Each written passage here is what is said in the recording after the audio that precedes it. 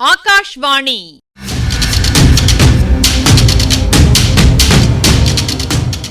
பொன்னியின் செல்வங்கள் வாசிப்பும் ஆய்வும். வாசிப்பவர் ராமசுவாமி சுதர்சன் அவர்கள்.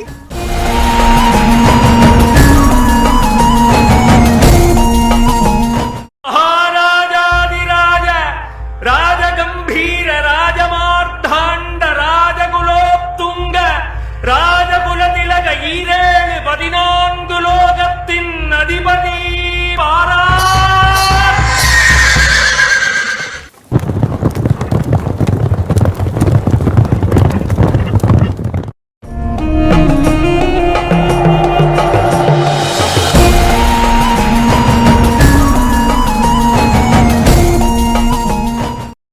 வானதியின் கையிலிருந்த தட்டு தவறி கீழே விழுந்து டனார் என்ற சத்தத்தை உண்டாக்கியது.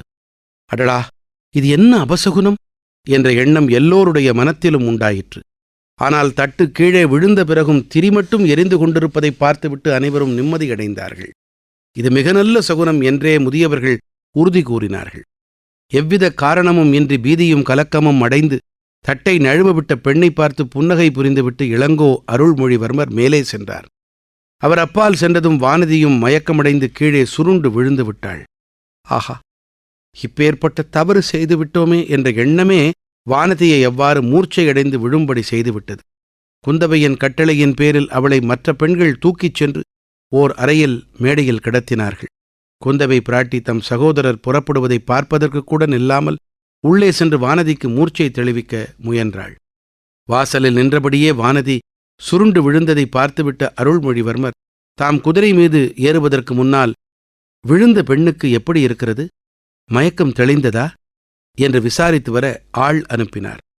விசாரிக்க வந்தவனிடம் குந்தவை தேவி, இளவரசரை இங்கே சிறிது வந்து பார்த்துவிட்டு போகச் சொல்லு என்று திருப்பிச் சொல்லி அனுப்பினாள். தமக்கையின் சொல்லை என்றும் தட்டி எறியாத இளவரசர் அவ்விதமே மீண்டும் அரண்மனைக்குள் வந்தார். வானதியை தம் தமக்கை மார்பின் மீது சாத்திக்கொண்டு மூர்ச்சை தெளிவிக்க முயன்று கொண்டிருந்த காட்சி அவருடைய மனத்தை உருக்கியது. அக்கா, இந்த பெண் யார்? இவள் பெயர் என்ன என்று இளங்கோ கேட்டார். கொடும்பாளூர் சிறிய வேளாரின் மகள். இவள் பெயர் வானதி. கொஞ்சம் பயந்த சுபாவமுடையவள் என்றாள் குந்தவை. ஆஹா, இப்போது இவள் மூர்ச்சையாகி விழுந்ததன் காரணம் தெரிந்தது. இந்த பெண்ணின் தந்தைதானே இலங்கை சென்று மீண்டும் வராமல் போர்க்களத்தில் மாண்டார். அதை நினைத்துக் கொண்டாள் போலிருக்கிறது என்றார் இளவரசர். இருக்கலாம், ஆனால் இவளைப் பற்றி நீ கவலைப்பட வேண்டாம், நான் பார்த்துக் கொள்ளுகிறேன். இலங்கை சென்று விரைவில் வெற்றி வீரனாக திரும்பி வா. அடிக்கடி எனக்கு செய்தி அனுப்பி கொண்டிரு என்றாள் இளைய பிராட்டி.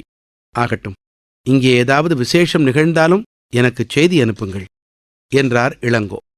இச்சமயத்தில் இளவரசரின் இனிய குரலின் மகிமையினால் தானோ என்னவோ வானதிக்கு மூர்ச்சை தெளிந்து நினைவு வரத் தொடங்கியது. அவளுடைய கண்கள் முதலில் லேசாக திறந்தன.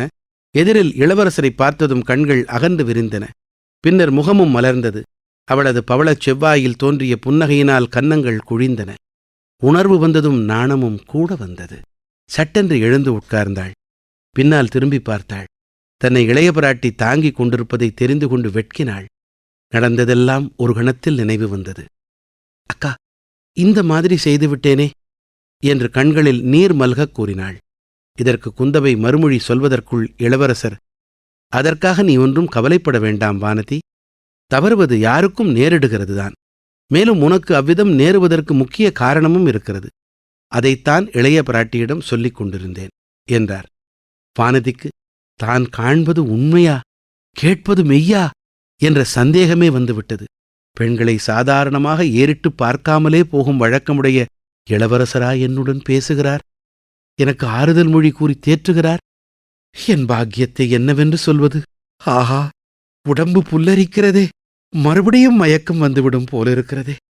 இளவரசர், அக்கா, சேனைகள் காத்திருக்கின்றன, நான் போய் வருகிறேன். நீங்கள் எனக்கு செய்தி அனுப்பும்போது இந்த பெண்ணுக்கு உடம்பு எப்படி இருக்கிறது என்றும் சொல்லி அனுப்புங்கள். தாய் தகப்பனில்லாத இப்பெண்ணை நன்றாக பார்த்து கொள்ளுங்கள் என்று சொல்லிவிட்டு கிளம்பிச் சென்றார்.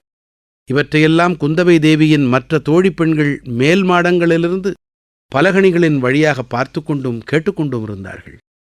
அவர்களுடைய உள்ளங்களில் பொறாமை தீ கொழுந்து விட ஆரம்பித்தது. அன்று முதல் குந்தவை பிராட்டி வானதியிடம் தனி அன்பு காட்டத் தொடங்கினாள். இணை பிரியாமல் தன்னுடனேயே வைத்துக் கொண்டிருந்தாள். தான் கற்றிருந்த கல்வியையும் கலைகளையும் அவளுக்கும் கற்பித்தாள். எங்கே போனாலும் அவளை தவறாமல் கூட அழைத்துச் சென்றாள். அரண்மனை நந்தவனத்துக்கு வானதியை அடிக்கடி அழைத்துச் சென்ற குந்தவை தேவி அவளிடம் அந்தரங்கம் பேசினாள். தன் இளைய சகோதரனுடைய வருங்கால மேன்மையை குறித்து தான் கண்டு வந்த கனவுகளையெல்லாம் அவளிடமும் சொன்னாள். அதையெல்லாம் வானதியும் ஸ்ரத்தையுடன் கேட்டாள். முன்னர் சொன்ன நிகழ்ச்சிக்குப் பிறகு வானதி இன்னும் 4-5 தடவை உணர்வு இழந்து மூர்ச்சையடைந்தாள். அப்போதெல்லாம் குந்தவை பிராட்டி அவளுக்கு தக்க சிகிச்சை செய்து திரும்ப உணர்வு வருவித்தாள். மூர்ச்சை தெளியும் போது வானதி விம்மி விம்மி அழுது கொண்டே எழுந்திருப்பாள். என்னடி அசடே, எதற்காக இப்படி அழுகிறாய் என்று குந்தவை கேட்பாள். தெரியவில்லையே அக்கா, மன்னியுங்கள் என்பாள் வானதி. குந்தவை அவளை கட்டிக்கொண்டு உச்சிமோந்து ஆறுதல் கூறுவாள். இவையெல்லாம் மற்ற பெண்களுக்கு மேலும் மேலும் பொறாமையை வளர்த்து கொண்டிருந்தன. எனவே குந்தவையும் வானதியும் ரதம் ஏறி குடந்தை ஜோதிடரன் வீட்டுக்குப் போன பிறகு அந்த பெண்கள் முன்னர் சொன்னவற்றையெல்லாம் பேசிக்கொண்டது இயல்புதானே.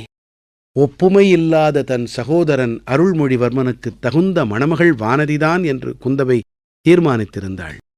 ஆனால் வானதியிடம் ஒரே ஒரு குறை இருந்தது. அது அவளுடைய பயந்த சுபாவம்தான். வீராதி வீரனை மணக்கப் போகிறவள், உலகத்தை ஒரு குடை நிழலில் ஆளப்போகும் புதல்வனை பெறப்போகிறவள் இப்படி பயங்குள்ளியாக இருக்கலாமா? அவளுடைய பயந்த சுபாவத்தை மாற்றி அவளை தீரமுள்ள வீரமங்கையாக்க வேண்டும் என்று குந்தவை விரும்பினாள். அதற்காகவே இந்த பொம்மை முதலை விளையாட்டை ஏற்படுத்தியிருந்தாள். ஆனால் அந்த சோதனையில் கொடும்பாளூர் குமாரி வெற்றியுடன் தேறிவிட்டாள். குடந்தை ஜோதிடர் வீட்டிலிருந்து குந்தவை தேவியும் வானதியும் திரும்பி வந்ததும் அன்னப்படகில் ஏறிக்கொண்டார்கள். படகு சிறிது தூரம் சென்றது. ஆற்றங்கரையின் இருபுறமும் மரமடர்ந்த ஓரிடத்தில் படகை நிறுத்திவிட்டு குந்தவையும் அவளுடைய தோழிகளும் நீரில் இறங்கி விளையாடுவது வழக்கம். அந்த இடத்துக்கே இன்றும் போய் அவர்கள் இறங்கினார்கள். எல்லோரும் இறங்கியானதும் அப்பெண்களில் ஒருத்தி ஐயோ முதலை என்று கூவினாள். அவர்கள் எந்த பெரிய மரத்தின் அடியில் இறங்கினார்களோ அந்த மரத்துக்கு மறுபக்கத்தை அப்பெண் சுட்டிக்காட்டிக் கொண்டே முதலை முதலை என்று அலறினாள். உடனே எல்லா பெண்களும் சேர்ந்து ஐயோ முதலை, பயமாக இருக்கிறதே என்றெல்லாம் கூச்சலிட்டு கொண்டு ஓடினார்கள். ஆனால் பயந்த சுபாவமுள்ள வானதி மட்டும் அந்தச் சமயம் சிறிதும் பயப்படவில்லை. திறந்த வாயுள்ள பயங்கர முதலையை திடீரென்று சமீபத்தில் கண்டும் அவள் பீதியடைந்து விடவில்லை. மற்றவர்கள் எல்லோரும் குந்தவை தேவி கூறியிருந்தபடி மிகவும் பயந்தது போல பாசாங்கு செய்தும் வானதி பயப்படவில்லை. அக்கா, முதலைக்கு தண்ணீரில் இருக்கும்போதுதான் பலமெல்லாம், கரையில் கிடக்கும்போது அதனால் ஒன்றும் செய்ய முடியாது. இவர்களை பயப்படாதிருக்கச் சொல்லுங்கள் என்றாள் கொடும்பாளூர் குமரி. அடி பொல்லாத கள்ளி, இது நிஜ முதலை அல்ல, பொம்மை முதலை என்பது உனக்கு முன்னாலேயே தெரியும் போலிருக்கிறது. யாரோ உனக்கு சொல்லியிருக்க வேண்டும் என்று மற்ற பெண்கள் கூறினார்கள். நிஜ முதலையா இருந்தால் கூட எனக்கு பயம் கிடையாது. பல்லி கரப்பான் பூச்சிகளை கண்டால்தான் எனக்கு பயம் என்றாள் வானதி. இந்தச் சமயத்திலேதான் அந்த பெண்களை பயங்கரமான முதலை வாயிலிருந்து காப்பாற்றுவதற்கு வந்தியத்தேவன் வந்து சேர்ந்தான். குதிரை மேலிருந்து ஒரே குதியாய் குதித்து ஓடி வந்து வேலையும் வீசினான். முதலைக்கு முன்புறத்தில் வந்து நின்று அந்த கம்பீர தோற்றமுடைய மங்கை பேசியதை கேட்ட வல்லவரையனுக்கு உடம்பு புல்லரித்தது. அவள் தன்னோடு பேசவில்லையே என்ற குடந்தை ஜோதிடர் வீட்டில் அவனுக்கு ஏற்பட்ட மனக்குறை தீர்ந்தது. ஆனால் அந்த முதலை, அவள் பின்னால் கிடந்த திறந்த வாயுடைய பயங்கர முதலை, ஏனோ அது அவனுக்கு மனச்சங்கடத்தை அளித்துக் கொண்டிருந்தது. முதலைக்கு முன்னால் இவள் வந்து நிற்கும் காரணம் என்ன? அதை பற்றி சிரமம் வேண்டாம் என்று இவள் சொல்வதன் பொருள் என்ன? இவ்வளவு நேரமும் அந்த முதலை கிடந்த இடத்திலேயே கிடப்பதன் காரணம்தான் என்ன? இப்பகுதியின் ஆய்வினை வழங்குகிறார் ஐங்கரன் அவர்கள்.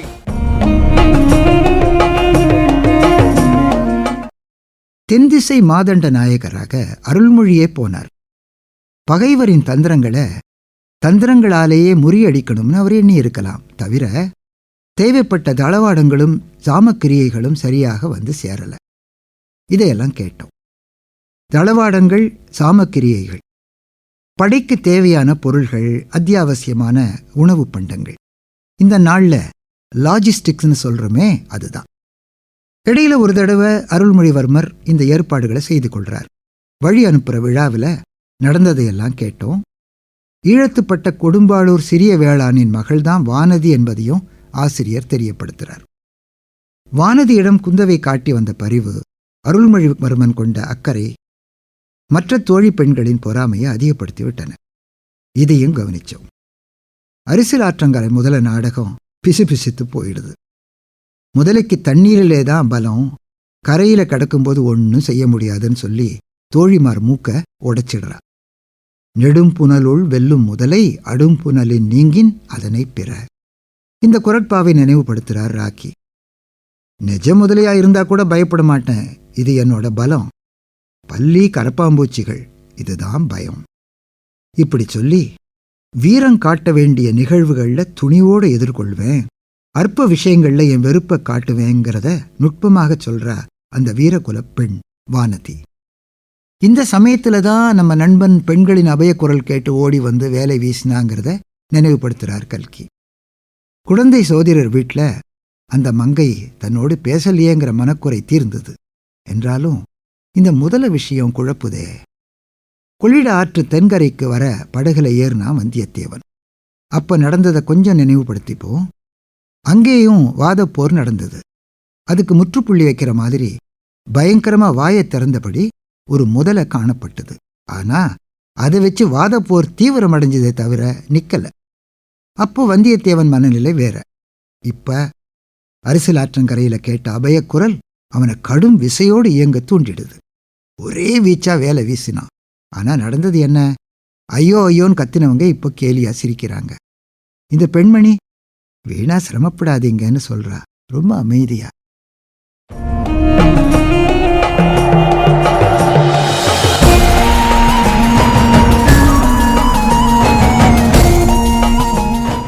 பொன்னியின் செல்வங்கள் வாசிப்பும் ஆய்வும் கேட்டீர்கள். வாசித்தவர் ராமசுவாமி சுதர்சன் அவர்கள். ஆய்வினை வழங்கியவர் ஐங்கரன் அவர்கள். படைப்பு சென்னை வானொலி நிலையம்.